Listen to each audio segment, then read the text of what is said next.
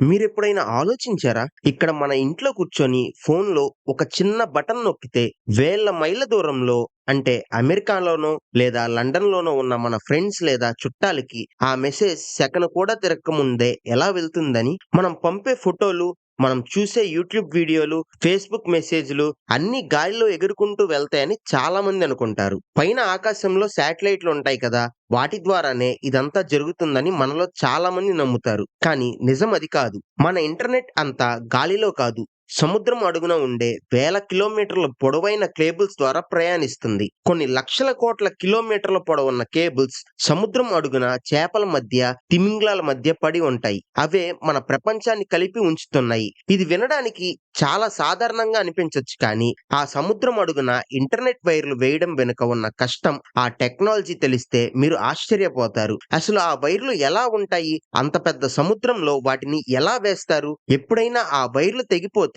మన పరిస్థితి ఏంటి? ఇవన్నీ తెలుసుకోవాలంటే మనం ఆ సముద్ర లోతుల్లోకి వెళ్ళాల్సిందే. అయితే ఈ వీడియో కేవలం వైర్ల గురించి మాత్రమే కాదు, మనుషుల తెలివితేటల గురించి, మనం సాధించిన అద్భుతం గురించి కూడా. చాలా మంది అనుకునేదేంటంటే పైన ఆకాశంలో తిరిగే శాటిలైట్ల ద్వారా ఇంటర్నెట్ వస్తుందని. కానీ నిజానికి మనం వాడే ఇంటర్నెట్‌లో 100కి 99% సముద్రం అడుగున ఉన్న కేబుల్స్ ద్వారానే వస్తుంది. శాటిలైట్‌లు చాలా నెమ్మదిగా పనిచేస్తాయి. పైగా వాటి ద్వారా డేటా పంపడం చాలా ఖర్చుతో కూడిన పని. అందుకే ప్రపంచ దేశాలన్నీ కలిసి సముద్రం అడుగున ఈ భారీ నెట్వర్క్‌ను ఏర్పాటు చేసుకున్నాయి. ఇప్పుడు మీరు వాడుతున్న ఇంటర్నెట్ ఒక సముద్రం దాటి మరో కాంటినెంట్ చేరుకోవాలంటే ఈ కేబుల్స్ అనేవి ప్రాణం లాంటివి. ఈ కేబుల్స్ చూడ్డానికి మన ఇంట్లో ఉండే గార్డెన్ పైపులంత లావుగా మాత్రమే ఉంటాయి. ఇంత చిన్న వైర్‌లో ప్రపంచంలోని సమాచారం అంతా ఎలా వెళ్తుందని మీకు అనుమానం రావచ్చు. ఆ వైర్ లోపల మన వెంట్రుక కన్నా సన్నగా ఉండే గాజు దారాలు ఉంటాయి. వాటిని ఆప్టికల్ ఫైబర్ అంటారు. మనం పంపే ఫోటోలు, వీడియోలు అన్నీ కాంతి కిరణాలుగా మారి ఆ గాజు దారాల గుండా మెరుపు వేగంతో ప్రయాణిస్తాయి. అంటే మీరిక్కడ హాయ్ అని మెసేజ్ టైప్ చేయగానే అది కాంతిగా మారి సముద్రం అడుగున ఉన్న వైరుల్లో దూసుకుపోయి అవతలి వైపు ఉన్న దేశానికి చేరుకుంటుంది. ఇదంతా కనురెప్ప వేసేలోపు జరుగుతుంది. కానీ ఆశ్చర్యకరమైన విషయం ఏంటంటే సముద్రం అడుగున ఇదంతా సురక్షితంగా ఏమీ ఉండదు. అక్కడ భారీ భూకంపాలు రావచ్చు. పెద్ద పెద్ద చేపలు ఆ వైర్లను కొరకొచ్చు. లేదా సముద్రంలో వెళ్లే షిప్ లాంగర్లు తగిలి ఆ వైర్లు తెగిపోవచ్చు.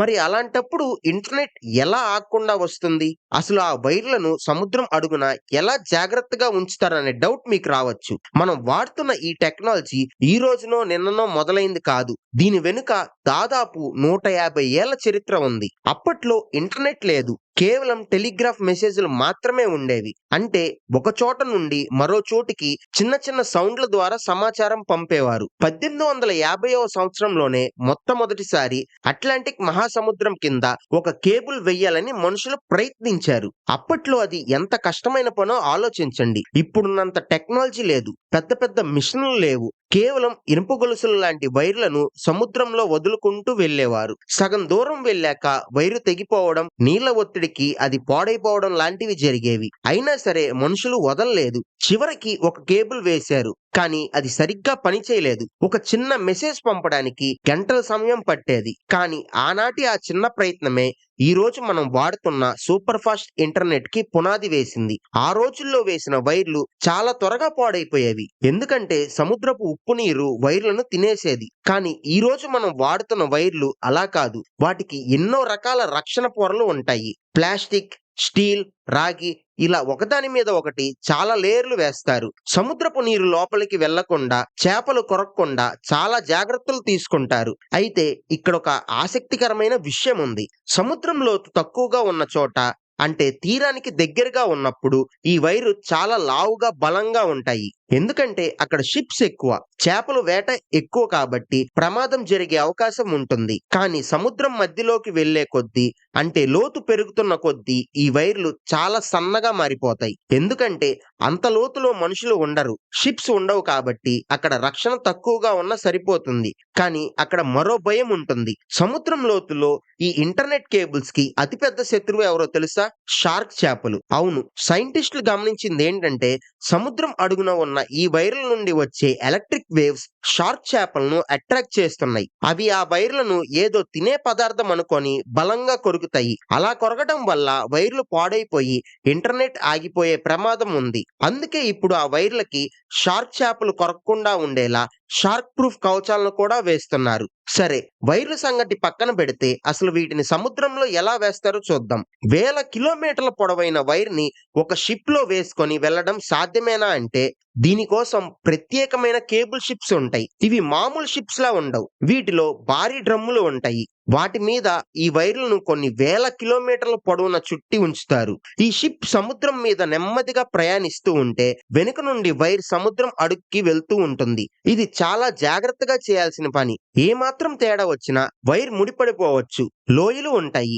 వాటన్నిటినీ దాటుకుంటూ ఈ వైర్లను సరిగ్గా నేల మీద పడేలా చేయాలి. దీనికోసం సముద్రం అడుగున నడిచే రోబోలను కూడా వాడుతుంటారు. ఈ రోబోలు సముద్రం అడుగున గుంతలు తీసి ఆ గుంతల్లో వైర్లను పెట్టి మళ్ళీ మట్టిలో కప్పేస్తాయి. దీనివల్ల చేపల వలలు తగిలినా లేదా షిప్ లాంగర్లు పడినా వైరుకు ఏమీ కాదు. కానీ ఇంత జాగ్రత్తగా వేసినా సరే కొన్నిసార్లు ప్రకృతి ముందు మనం ఓడిపోతాం. ఏదైనా పెద్ద భూకంపం వస్తే సముద్రం అడుగున నేల కదిలిపోయి వైర్లు తెగిపోతాయి.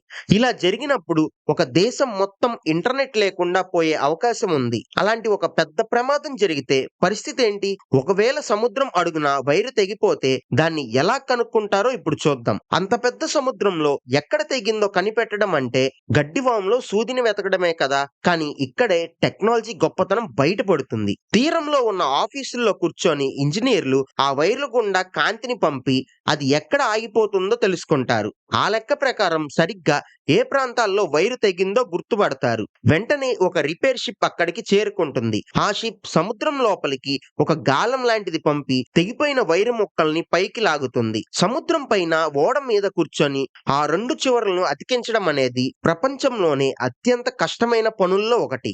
ఎందుకంటే ఆ గాజు దారాలు చాలా సున్నితంగా ఉంటాయి. చిన్న డస్ట్ పార్టికల్ పడినా ఇంటర్నెట్ స్పీడ్ తగ్గిపోతుంది. అంత కష్టపడి ఆ వైర్లను కలిపి మళ్ళీ సముద్రంలోకి వదులుతారు. ఇదంతా జరగడానికి కొన్ని రోజులు పట్టొచ్చు. మరి ఆ టైంలో ఇంటర్నెట్ ఆగిపోదా అంటే అందుకే ఒక దేశానికి కేవలం ఒకటే వైరు ఉండదు. పదుల సంఖ్యలో వేరువేరు దారుల నుండి వైర్లు వస్తాయి. ఒక దారిలో వైర్ తెగిపోతే వెంటనే ఇంటర్నెట్ ట్రాఫిక్ ని మరో దారిలోకి మళ్లిస్తారు. అందుకే మనకి పెద్దగా తేడా తెలియదు. కానీ ఒకవేళ ఒకేసారి చాలా వైర్లు తెగిపోతే మాత్రం ప్రపంచం స్తంభిస్తుంది. బ్యాంకులు పనిచేయవు, ఫోన్లు కలవ్వు, విమానాలు నడవ్వు. అంతలా మనం ఈ సముద్రం అడుగునున్న వైర్ల మీద ఆధారపడి ఉన్నాం. ఈ వైర్లన్నీ ఎక్కడి నుండి ఎక్కడికి వెళ్తాయంటే ఇండియా విషయానికి వస్తే మన దేశానికి ఇంటర్నెట్ ప్రధానంగా ముంబై, చెన్నై, కొచ్చిన్ లాంటి తీర ప్రాంతాల నుండి వస్తుంది. అక్కడ ల్యాండింగ్ స్టేషన్లు ఉంటాయి. అంటే సముద్రం లోపల నుండి వచ్చే వైర్లు నేల మీదకు వచ్చే చోటు అన్నమాట.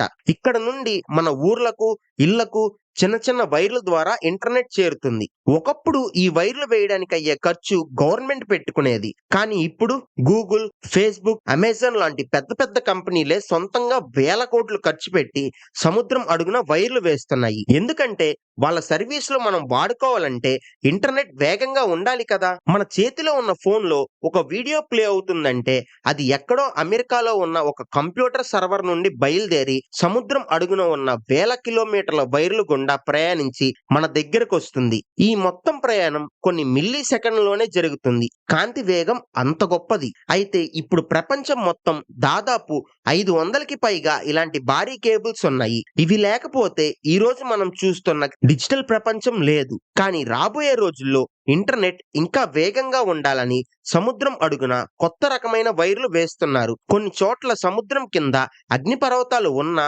వాటి వేడిని తట్టుకునే వైర్లు తయారు చేస్తున్నారు. భవిష్యత్తులో ఇంటర్నెట్ వేగం పెరిగే కొద్దీ ఈ సముద్రపు నెట్వర్క్ ఇంకా పెద్దది కాబోతుంది. సముద్రం లోపల ఈ రహస్య ప్రపంచం గురించి మనం ఎంత తెలుసుకున్నా ఇంకా మిగిలే ఉంటుంది. మనం రోజు వాడే ఇంటర్నెట్ వెనుక ఇంత పెద్ద కథ ఉంది. ఇన్ని వేల మంది శ్రమ ఉంది. సముద్రం అడుగున చేపలతో పోటీ పడుతూ సమాచారాన్ని మోసుకెళ్లే ఆ వైర్లు మనల్ని ప్రపంచంతో కలుపుతున్నాయి. మీకు ఈ వీడియో నచ్చితే మరిన్ని ఆసక్తికరమైన విషయాల కోసం మా ఛానల్ను సబ్స్క్రైబ్ చేయండి. ఈ వీడియోను మీ ఫ్రెండ్స్తో షేర్ చేయండి. మరియు మీకు ఏ పాయింట్ బాగా నచ్చిందో కింద కామెంట్ సెక్షన్లో తెలియచేయండి. నెక్స్ట్ వీడియోలో కలుద్దాం. Bye bye.